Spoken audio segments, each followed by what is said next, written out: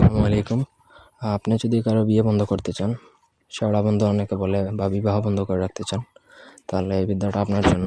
যদি এমন সিচুয়েশন হয় যে আপনি কারো বিয়ে বন্ধ করবেন, শত্রুতা করে হোক কিংবা আপনি কাউকে পছন্দ করেন, তার বিয়ে হয়ে যেতে পারে, আপনার প্রেমিক বা প্রেমিকা তার বিয়ে বন্ধ করে রাখতে চান, সেই ক্ষেত্রেও এটা প্রয়োগ করে দেখতে পারেন, কাজ করবে। এটা প্রয়োগের জন্য আপনার হাতে 1 সপ্তাহ সময় থাকলে আপনি তার বিয়ে বন্ধ করে দিতে পারবেন আপনার নির্দিষ্ট মেয়াদ অনুযায়ী। মানে যতদিন আপনি মেয়াদ দেবেন ততদিন তার বিয়ে বন্ধ হয়ে থাকবে।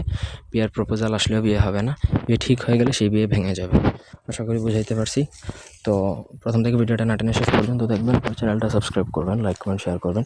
আপনাদের ব্যক্তিগত যে কোনো প্রয়োজন কিংবা যে কোনো কাজ যদি আমাদেরকে দিয়ে করাতে চান, সেক্ষেত্রে স্ক্রিনে দেওয়া নাম্বারে সরাসরি ফোনে, হোয়াটসঅ্যাপে অথবা ইমোতে যোগাযোগ করে আপনাদের যে কোনো ব্যক্তিগত কাজ আমাদেরকে দিয়ে করাতে পারবেন, দেশে বা দেশের বাইরে থেকে।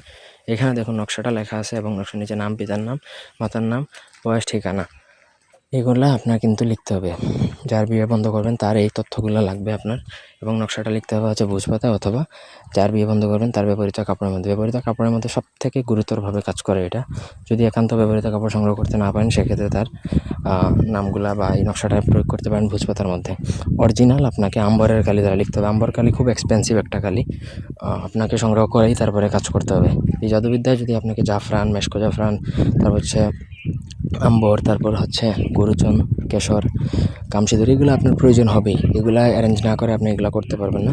সুতরাং ওইভাবেই আপনাকে নকশা লিখতে হবে। নকশা লেখার পরে আপনাকে যদি কাপড়ে লিখেন, তাহলে সেই কাপড়ে লিখে কাপড়ের মধ্যে লিখে সেটা আপনাকে তার ঘরের মধ্যে দাফন করে দিবেন। আর যদি ভোজপাতার মধ্যে লিখেন, তাহলে মাদুলিতে পরে সেটা তার ঘরের মধ্যে দাফন করে দিবেন।